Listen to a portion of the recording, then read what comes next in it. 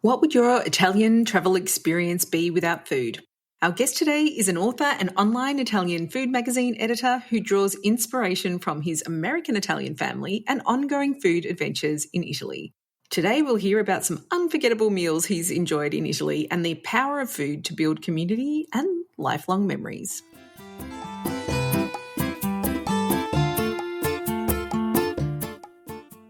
Ciao a tutti and benvenuti to Untold Italy, the travel podcast where you go to the towns and villages, mountains and lakes, hills and coastlines of Bella Italia. Each week your host, Katy Clarke, takes you on a journey in search of magical landscapes, history, culture, wine, gelato, and of course, a whole lot of pasta. If you're dreaming of Italy and planning future adventures there, you've come to the right place.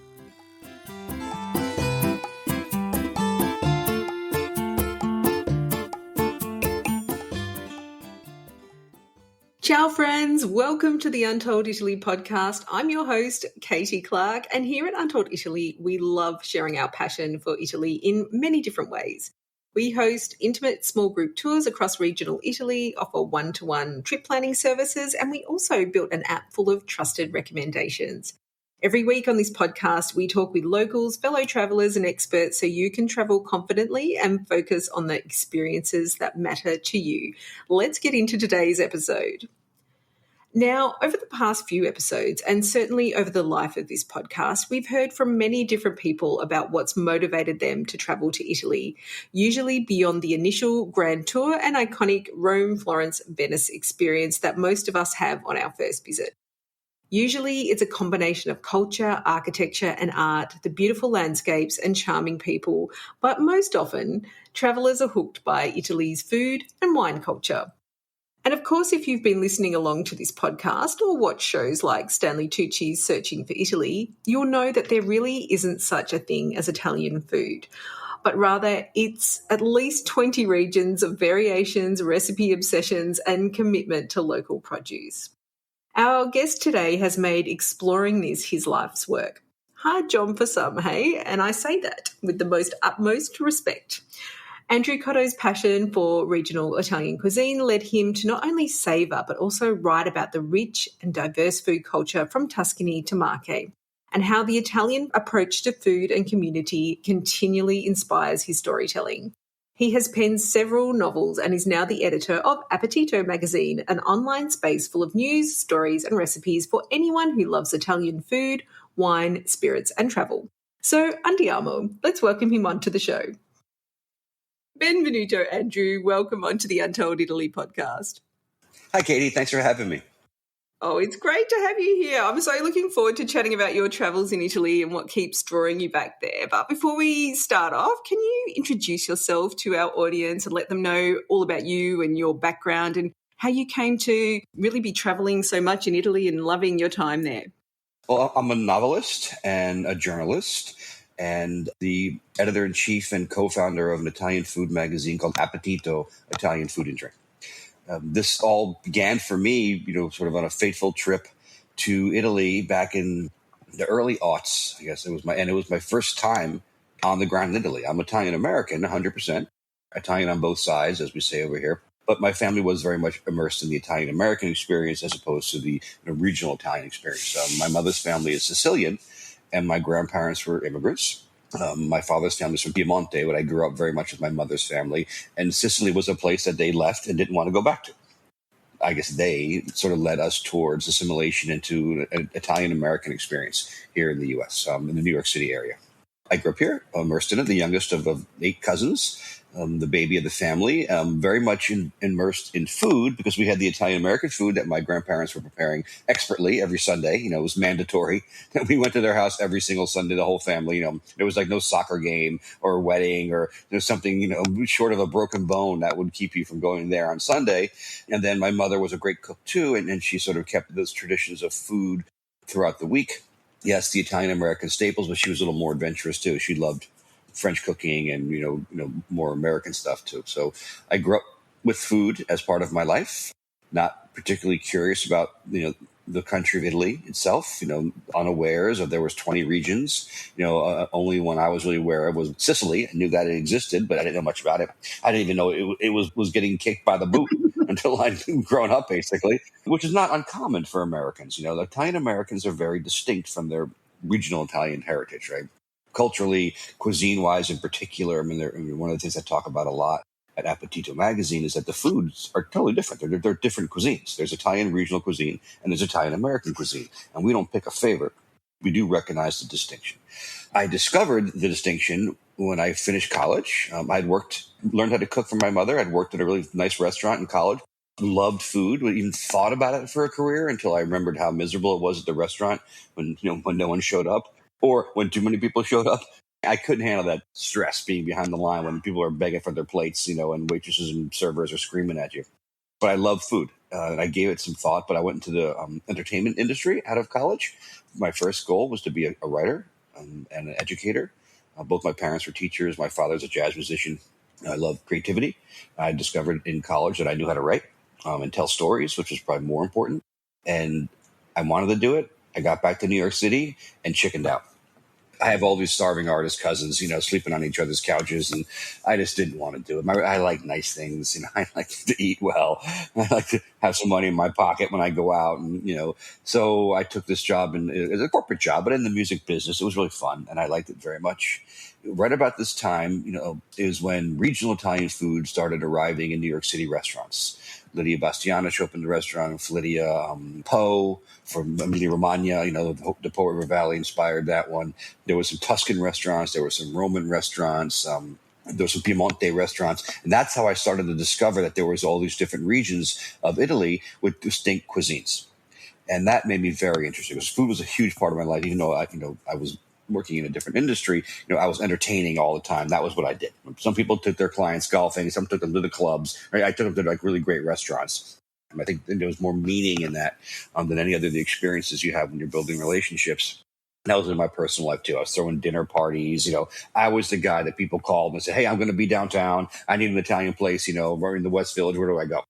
At a certain point, I was so immersed in regional Italian cuisine. I was watching tons of food TV and learning how to cook regional Italian food. And I went on a holiday. I was married at the time without children. So I was in my early 30s. And we went to Venice, Florence, and Rome. And Venice was amazing. I thought a really interesting, very typical, Italy 101 type trip, right? You do Venice, Florence, Rome. And I thought, Venice was surreal and magical, but, not inspiring to change my life. After a day in Florence, I was like, okay, I'm sorry, I have to move here. I've been writing books on the side too. I've been trying to complete my first novel, and I decided sitting on the terrace of a hotel right up the River Arno, Piazza Ognissanti, a few bridges up from Ponte Vecchio, as the sun was going down and dinner plans were waiting, and we were sipping prosecco, probably too much. I said, "I'm moving here," and my wife at the time was like, "Okay, keep drinking." I was like, "No, I'm not kidding." And 3 years later, we had a baby. We had a baby 18 months later, but 3 years later from that time, we took the baby, we both quit our jobs, and we moved to the hills south of Florence, where I finished my first novel, The Domino Effect.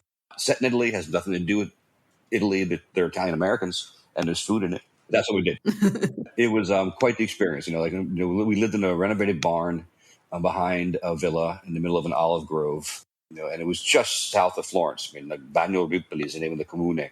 You could be in Florence in 15 minutes, but it felt like you were in the middle of nowhere. It was like a little village. We went every day to get my meat and my fish, or mostly meat, vegetables, and talk to the locals, and come back up the hill to the villa and cook. And we took tons of trips around Tuscany during the week, and then further away on the weekends. Really immersed in the country itself, and got to understand what makes it so distinct and so special. And after I got back, those experiences kept informing my writing. My second book is a noir, but the protagonist is a chef. He uses food as a means of communication, and he's Italian. So he's cooking Italian food and adapting it. It takes place in a historic African-American community. He starts to create this menu at the restaurant where he works, where he's blending Southern traditions with Italian regional traditions, and that helps him assimilate. After that book came out, my agent said to me, "We're getting lots of compliments on your food writing." And I said, "Oh, I didn't know food writing was a thing. I didn't know you could be a food writer, And I guess I understood because, one of the truisms about writing is that you can only write what you know. You have to write, things that you have intimate understanding of. And I guess I'd done the work, right, from how I grew up and then my experiences in Italy. So I really my agent's encouragement, I really leaned into Italian food in the third and fourth books, which are called Cucina Tipica and Cucina Romana. They're known as a Italian adventure series. They're related, same characters. And it takes place in the very village where I lived and completed the first book. So it's set just outside Florence in a barn behind a villa, though I fictionalized everything, right? And I created this character who gets there on holiday, and he's depressed. He's having a hard time in the U.S. He lost his job, and he gets there, and he's like, wow, this is everything that I want. It's beautiful, serene, the light's amazing, the architecture's amazing, the natural beauty, but most importantly is the food, right? The fact that he can eat really, really good food and drink exceptional wines at a very, very reasonable price. The line that sort of articulates his ethos is that, like, in Italy, eating well is not a privilege, it's a right. And I sort of based the book on that, then the sequel, and then I've had 3 other books since then, all using food as a narrative device. And along the way here, I started writing journalism about food too. I mean, I was like, if you're going to write books about food, you're qualified to write. So I wrote extensively for the New York Times, Men's Journal, other things besides food, but it all ended up sort of coming back to food. And then right around the pandemic time, I was writing very extensively for La Cucinaitaliana. So they had a USA operation, and they folded it during the pandemic. And I took all my stories and my energy for Italian food and tried to find other publications who would print my stories, and I just was having a very hard time. So I went back to the managing editor who had lost his job when they closed La Cucinaitaliana USA and said, there's a space here that we can fill. There's no one doing just Italian food here in America. Why don't you and I, build this magazine together? And that's how we launched Appetito in 2023. And basically how I spend most of my time these days is trying to spread the gospel of Italian food as being something that's not just delicious, but good for our mental health, our physical health, for our friendships, our family relationships, building community. We just had a brunch on Sunday, Appetito brunch at a new restaurant. And we brought all these influencers and food people out, and it was just like the best time. Everybody was having so much fun. And we were sitting around the table for like 3 hours, from noon till 3, And I just love, what Italian food is a catalyst for, which is relationship building, joy. There's nothing I'd rather do with my friends than eat. I don't want to go to the theater or the Yankee game, or the Metropolitan Museum of Art. I've done all those things, and I'm not one dimensional. But my favorite thing to do with other people, friends, family, strangers, right, is eat. If you came to New York, Katie, the first thing I'd say is, where we're going to eat. Yeah, I think that's exactly what we did when we came to New York, and anywhere really. It's true. And I think that's why when I, first spoke to you, which was only last week, I felt there was a very similar connection. Like we have the same, outlook on life in terms of eating and sharing food and sharing conversation, and that's what Italy does, doesn't it? It really pulls you together. And when you were talking about your heritage, you may have done this on purpose, but it came full circle, and you talked about your family and going to your grandma's house, your Nonna's house, and sitting around the table and sharing the meal. And then, funnily enough, that's what you love most now. It's funny because we actually ended up moving away from the New Jersey area when I was like 12. And we buzzed around for 9 years of St. Louis, Boston, Chicago. And that was the thing. I missed all my friends. I missed, everything about my childhood. But those Sunday lunches were what I missed the most. To me, it was just it was magic time. We were around the table. My grandfather was so proud of himself for having immigrated and had 3 daughters and puts food on the table every Sunday. He spoke not a word of English, but he would sit there at the head of the table and just be beaming with pride. He'd be dressed up, right? He'd have his napkin tucked into his neckties, into his neck. And the kids were running around. We all felt so loved and special. And I just really adore that experience. And I saddened by the fact that my family we haven't had a fight. Everybody's moved around and got married and moved other places, So we don't do that anymore. And I really miss it. So I try to do it more with my personal life and now with the magazine. You're invited. Oh, I'm there. I'm coming. I'll send the Appetito jet to get you. Well, we might have to just meet up in Italy, I think. So it's so interesting, though, the heritage, Italian heritage, and maybe it's because of the food, it keeps bringing people back. Like I mentioned to you earlier, I'm first, second generation Australian, so my heritage is actually British. Well, I don't feel that pull there at all. And I feel maybe it's because the food's not great. And it really isn't. Let's take a quick moment. We'll be right back. Planning your own Italy trip but feeling overwhelmed? Our consulting services give you personalised guidance based on years of insider knowledge and local relationships. Learn more in the show notes. I honestly believe that Italy has been able to contribute so much to Western civilization because of the food. I mean, I don't think the Roman Empire would have happened in Ethiopia, because there wasn't enough access to the quality of foods. I mean, if you're starting the world, it's a blank canvas, right? The planet. You're sitting there looking down from heavens and saying, where am I going to begin this experiment? Right? Where am I going to plant my stake? Right? You look at there's this beautiful peninsula with mountains and volcanoes and seas on both sides, right? And islands and, great temperature. You have winds coming off from the sea. It's hot during the day and cool at night. So this is where I'm going to build my empire. And I don't think it's surprising that so much has come from the Italian peninsula and the subsequent islands. Because, the Roman legionnaires used to march with like hunks of pecorino in their pockets for nourishment. Right? Now they can go further and further and further, than other people. I mean, I just truly believe that emphasis on food is what defines Italian history. And I think everything else that we associate with Italian history, art, science, accomplishment, is because they eat so well. That's my theory. I mean, I don't know.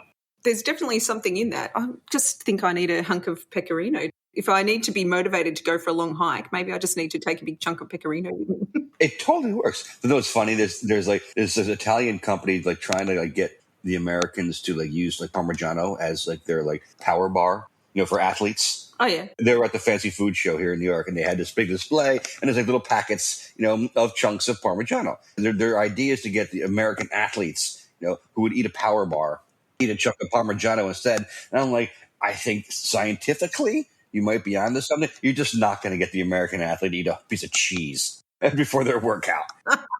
There's a lot of science they need to explain to the Americans to get their head around the fact that a chunk of cheese. But it's my snack. 4:00 when I'm getting a little hungry. So good. I was talking to one of our team and she has said, I'm just going to grab a little snack. And she just had a little, I don't know, it was like a Baby Bell, which is disgusting, but that size. But it was a Parmigiano snack.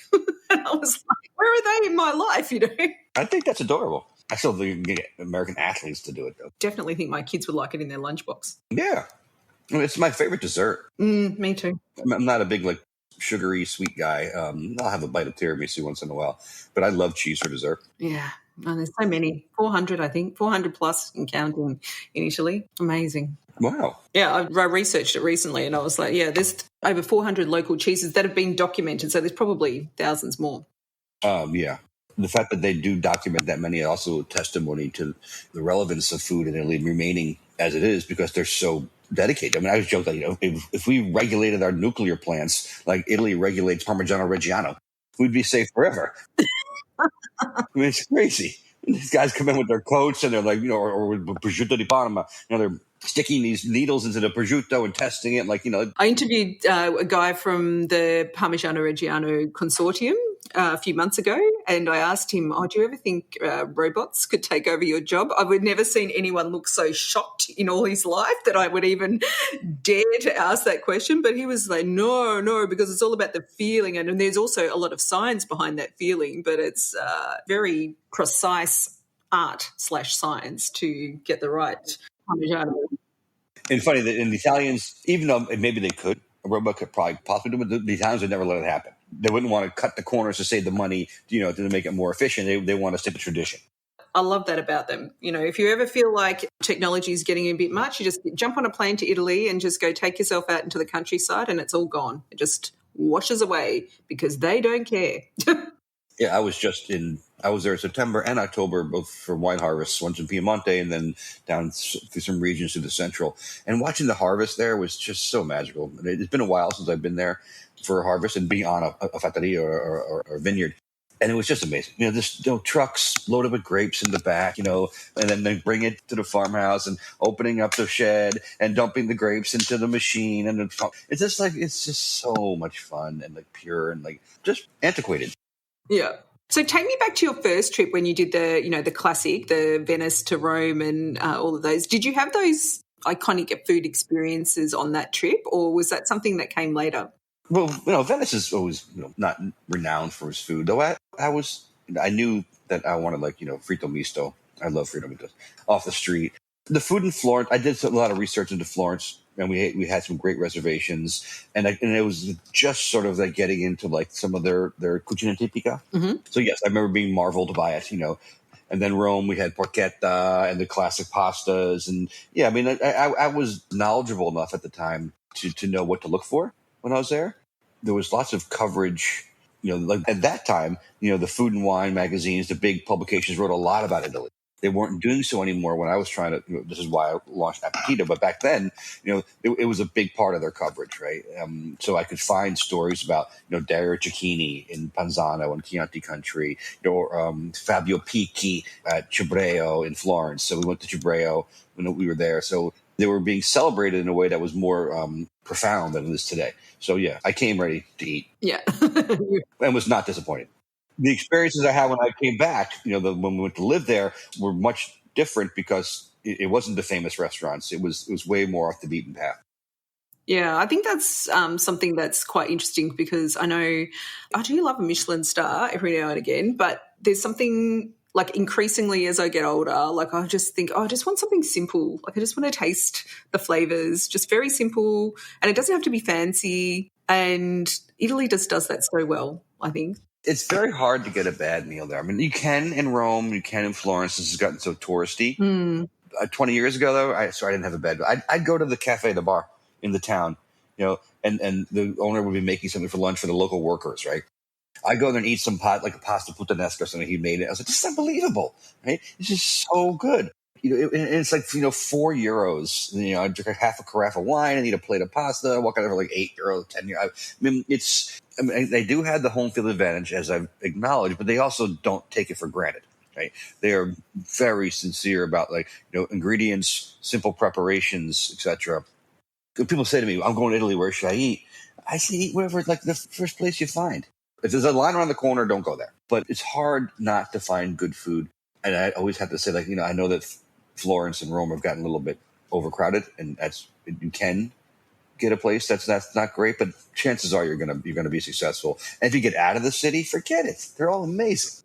Yeah, absolutely. So tell us about some of the mind-blowing food experiences, because I think sometimes in Italy, it all kind of rolls into one. And I've lately been trying to think, right, well, which were the meals that were really special to me. I did a podcast episode about that before, but I wanted to hear from you because you've obviously, you've done a lot of travel, you've been around, you've done the high end, you've done the low end, everything in between. What were the food experiences that were special to you?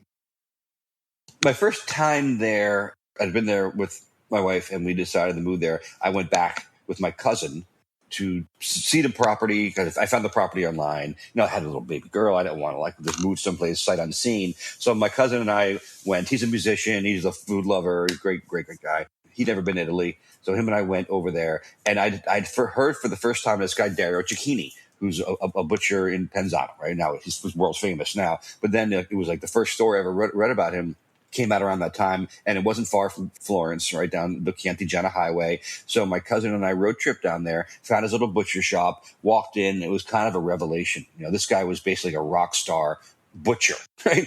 Butchers in America are guys who we never see. If you do, they have aprons that are covered in blood, and there's nothing romantic or charming or desirable about getting to know them. They're just guys who cut meat for a living. But there's this guy in the little shop in this tiny little town.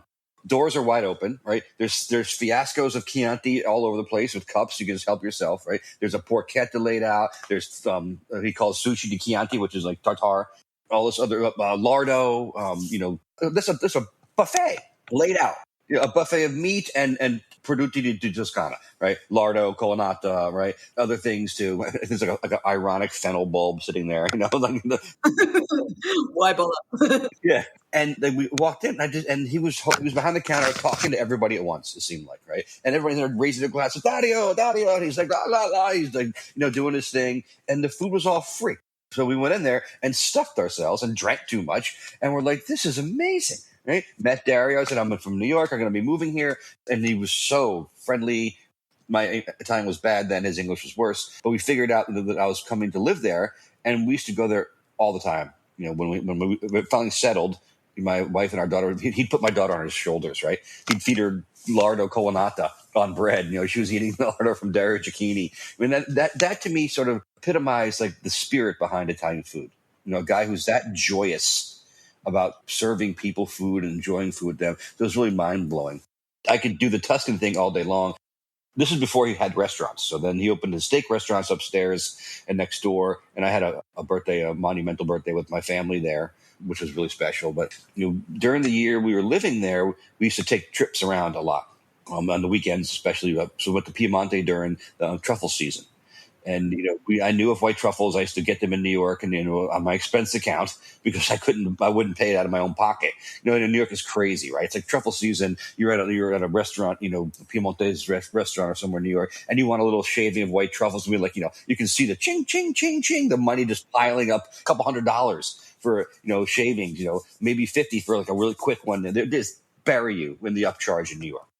So I had them at restaurants on my expense account, but never out of my own pocket. We were up in Piemonte during the truffle season in the town of Alba, in a little osteria that I read about in a guide, like a wine book that also recommended places to eat while you're there. And I had the tagine pasta, their egg fresh pasta. And I said, I'm going to go for it with the white truffles, right? I was drinking Barolo by the glass, like which you can never do in New York, right? It was always like you need a bottle of Barolo, and it's like $250 if you want it at a restaurant. So I'm drinking Barolo by the glass for like, $14 or 13 euros a glass, which is an amazing price for a beautiful Barolo. And they had the white truffle. And the mountain was huge. It was more truffle than it was pasta. And it was an €8 upcharge. They don't want to make that food enjoyable only to the wealthy. Again, back to it's not a privilege, it's a right to eat well. And even the decadent things. I used to go to the consortium in the village down the hill from us and where we live south of Florence. I would fill a 5-bottle giant jug with a cap, of wine at the consortium storefront for €9. Right? So I get 5 bottles of Chianti Classico, right, for €9. If that was like here in the U.S., I'd be so much more wealthy. It is the democratization of food, though, isn't it? Because it brings people together no matter what backgrounds they're from. So you would always have people, even if they're super wealthy or they're from more humble origins, they're all coming together over the table and they're all sharing in that spirit of conviviality. And I think that's a special thing when, people are becoming more segregated and, like they're doing a lot of more online things and ordering things online. But when you come together and you sit around a table, it's when your humanity is there for everyone to see and enjoy, like it's not a performative activity. It's a communal one. Yeah. I mean, I couldn't agree more. And I think of the table as church. I don't mean that in a sacrilegious way by any means. I'm not diminishing the value of church and sitting in pews and listening to preachers and priests and give sermons, etc. But I also think when you're sitting around the table with people sharing the same thing, that's communing, right? It's communal, and and it feels religious to me. It feels like gospel to me. Right? It's just that experience I just described. We had the Appetito brunch last week. It was so much fun, right? There was 12 of us, I guess, total, sitting around this table, and it just felt like magic. And we were all sharing things, and and there's no better place to do that than Italy. And this is why people go to Italy, have their minds blown, because they're sitting somewhere at a table enjoying incredible food, and they might just be looking at a valley that is covered in olive groves and vineyards with rolling hills and colors, and the light is surreal, right? The light is so much more distinct. You can see things better. You're smelling the sage bush or the rosemary over there. There's like insects buzzing around because they're so like it's like it's a fairy tale, for gastronomy, but also all your senses, right? I think it's sensory immersion, but like it's the splendor of all that together. But I think it's particularly meaningful and impactful when you're eating the food, because you're also seeing where that food came from, most likely, right? That's the hill where the wine came from. That's across that, and in that hollow over there is where they shot that cinghiali, which we're about to make into a ragu. But like it's so immediate and local and simple, it makes everything else seem better. Yeah, and then if you have the opportunity to meet someone that's been responsible for making whatever it is that they've, from the abundance that all around them. So, the produce of cheese or wine or a dish like the cingale stew, then it's the emotion that comes out of them because they've been doing this and perfecting this for years. And I think, in our society, sometimes we're all rushing to just do something different all the time. I know I'm really guilty of this myself, like I just want to try different things. And, there's some beauty to be had by just leaning into perfecting one thing or two things and creating it from nature. We'll return in a moment with the rest of the episode. For on-the-go curated travel tips, restaurant recommendations, and fun things to do in classic and hidden spots across Italy, download the Untold Italy app. Link in the show notes. Yeah, I often say, so I go on wine tours, I go on food tours, and I know more about food than I do about wine. I should be like a sommelier. I've consumed so much wine, just through like osmosis, I should know everything about it. But I don't dig into my wines. I'm not. I'll swirl, right? And I know to appreciate them. I let them breathe, but I'm not breaking them down, right? For every single, flavor point or whatever, structural thing, with food even, I have a good palate. It's not a fabulous palate. I couldn't be a food critic, nor would I ever want to be. I would have never dreamed about saying something bad about someone's food because I like everything. You can feed me your shoe and I'm going to be like, thank you. This is really the best shoe I've ever had, right? But I like the people behind the food. I'm a storyteller. I'm not a food writer. I became one. I was a novelist, right? I have a master's degree in creative writing. I like telling stories, that involve people. And I particularly became interested in telling stories about people who love to feed other people or grow grapes, right? I think it's just so interesting that they dedicate their lives to these things and getting to know them means the experience of their wine or their food all the more valuable. Yeah, 100%, 100%. Okay, so you did mention you've had some interesting food experiences in Marche. And this is a region that I think a lot of people are a little bit curious about because it's very much off the beaten path. Is there something about Marche that really draws you in? I think Marche is beautiful, and I discovered it when I was living in Florence. It's very close to Tuscany, right? And we spent a weekend in Agriturismo there. To me, it feels like California. You have the coast, you have the mountains. I have really dear friends. I taught for a summer in Rome, and I was brought there by a friend of mine from my graduate program here in New York City, who was like I went with the dean of the English department, then just a tenured professor. But he moved to Marche with his partner. They live near Ascoli Piceno in a town called San Benedetto di Trento, right in the water. And I think that eating on the seaside in Marche, you're looking across into Croatia. You can be Croatian like an hour, right? And so it's the Adriatic.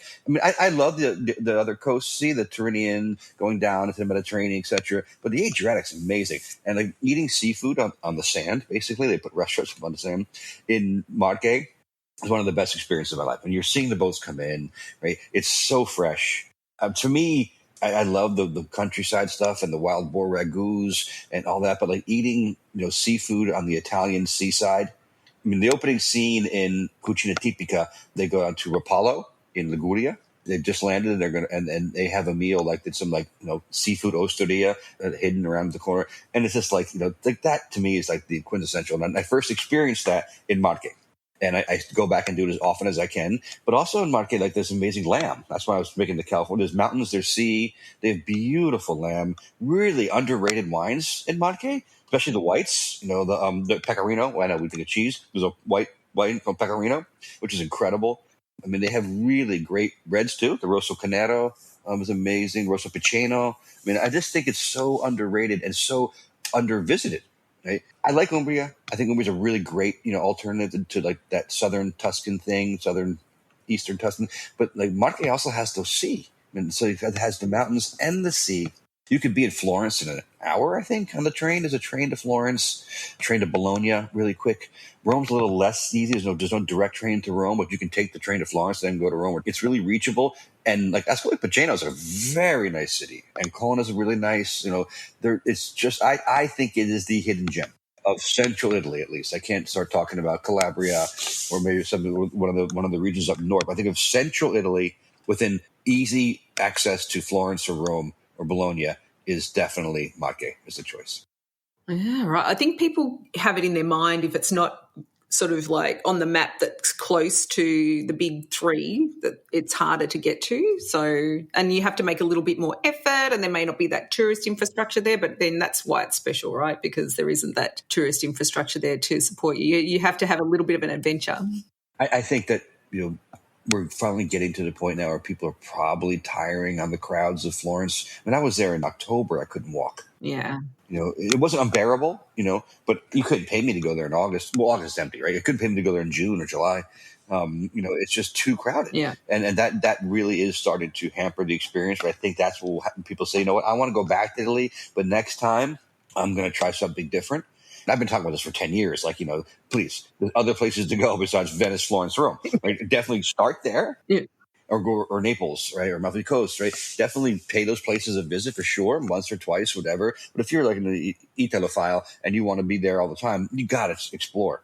And there's so much more to be found outside those places. You could be adventurous and try to speak Italian. The people are going to be very accommodating, but you're also going to experience different experience with crowds, right? And lack thereof in this case. You can sit on the beach in San Benedetto, have no one near you. And they do beaches so well, right? They have every beach has the chairs and the towels and the umbrellas. It's like a club, like a private club. Yeah. And then there's restaurants right there on the sand. Like, I know, you're just sitting there ordering your cappuccino in the morning if you have to get there early with your kids, and then then you can move on to your Prosecco and the local specialty, which I think is fantastic as well when you go to these beach clubs and they're rolling out the local specialty, whatever it is, and you just got to try it while you're there. Just like, give me whatever you have, I mean, I always get like the seafood misto thing, the crustaceans and the shrimps and the whatever they got, or then like a whole roasted fish. I mean, it's just so.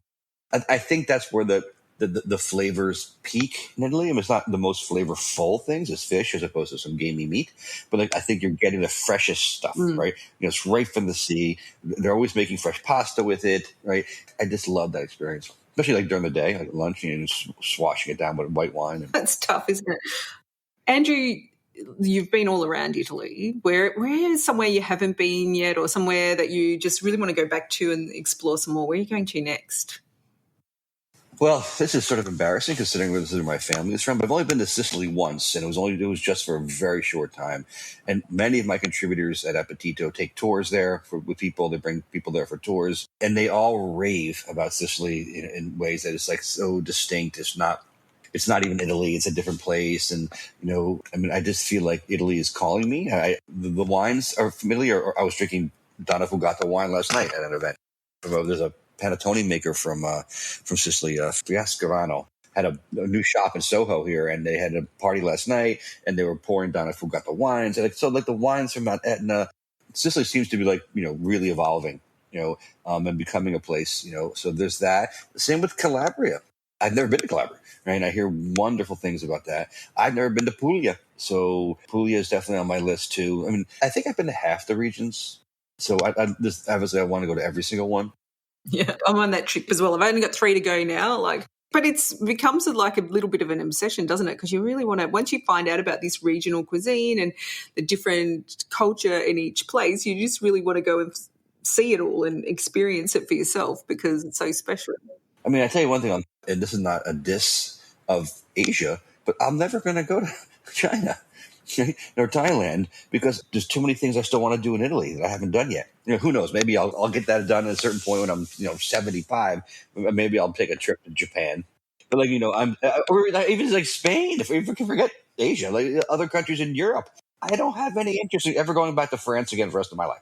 I've been there. I was there right after the pandemic. In Aix-en-Provence. I mean, I was like, no, all I want is Italy. If I went to Spain, I'm never going to catch me in Denmark again, because I'm just so immersed and enamored, and there's still so much there to explore. I mean, it's 20 countries. Yeah, that's true. At least, even because even like from town to town, they're all arguing about who's the best. Oh, yeah. I mean, Florence and Siena are different places, right? And they're all in Tuscany, but I mean, the cuisine's different down there, and I was happy to have been in Piemonte recently, which was on my short list to explore further, and I really saw a lot of it. We were in Roero, which is a wine zone very close to Langhe and Monferrato. So they're making Nebbiolo grapes there, and Arnese grapes, this beautiful white called Arnese, which I'd never heard of.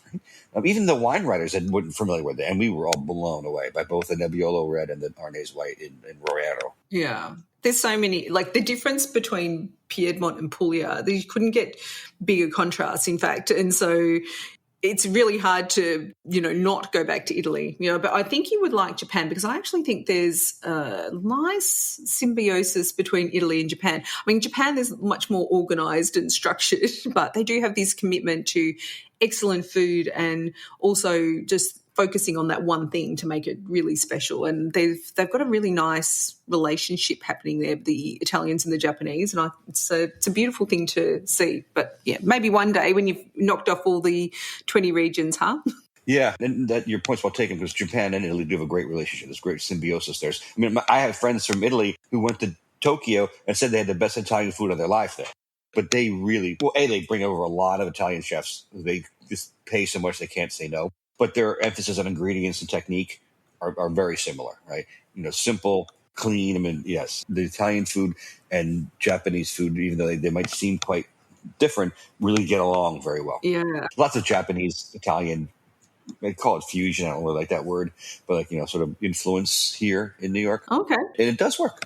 I agree. And I would like to go to Japan. I think it might be the umami, that, that additional flavor that might be the thing that's aligning them. But I know the consortium have a thing where they do sake and Parmigiano tastings together, which is like super interesting. Yeah, because I don't think sake is similar to Lambrusco at all. But anyway, I'm going to give it a go. Wow. They've tried it and apparently it works. There you go. Oh, Andrew, this has been great. I love talking with people about Italy and food and sharing stories and all of those things. So thank you for joining us on Untold Italy. Can you let everyone know how they can stay in touch with you, maybe read your books and have a look around Appetito? Because I have looked around Appetito and, I'm sorry I hadn't found it sooner. So let's make sure everyone knows where to find you. Yeah, so appetitomagazine.com is where you can find the publication. We have a newsletter you can sign up for. We have a subscription box. We can't ship it anywhere other than the U.S. So if you're U.S. based, we have a great subscription box. You get a beautiful 100% organic, award-winning olive oil. You get a copy of my novel Cucina Tipica. You get some other little goodies in there. So there's those subscription boxes. They're more like gift boxes. You can look at the magazine all day long. But we'd love for you to sign up for our newsletter and follow us on Instagram and Facebook, where we are at appetitomagazine.com. My own platform, which is a little bit separate. I do other things. I novels, and I have just turned one into a play.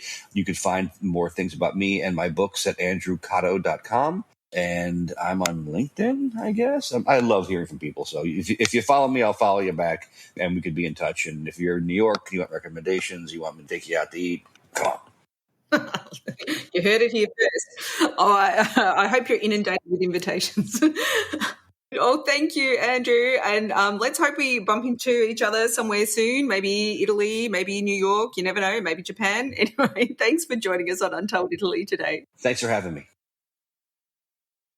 All I can say is hooray for opera singing butchers and long table lunches that stretch into dinner. Once upon a time, I was a little shocked when some fellow travel bloggers said they travelled solely for food. We were talking about spending time in Florence, and they flat out said they had no interest in visiting any galleries because they would just rather eat. I have to admit, I did get a bit judgy about that, but these days I'm fully on board, and in fact it's a driving force behind Untold Italy to encourage everyone to travel and explore what suits them best.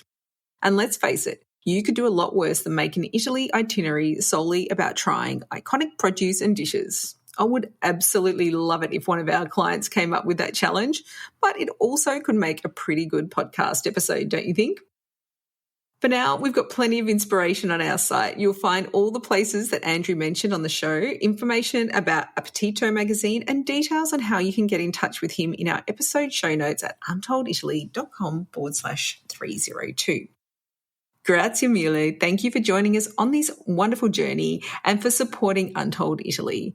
If you enjoyed today's episode, we would be very grateful if you could leave a rating or review on your favorite podcast app, or consider upgrading to our premium app for ad-free listening and exclusive travel content, including our favorite restaurants and osteria in tiny towns across Italy. Next week, it's time for a bit of festive Italian fun. But until then, it's ciao for now. The Untold Italy podcast is an independent production. Podcast editing, audio production, and website development by Mark Hatter, production assistance and content writing by the other Katy Clarke. Yes, there are two of us. For more information about Untold Italy, please visit untolditaly.com.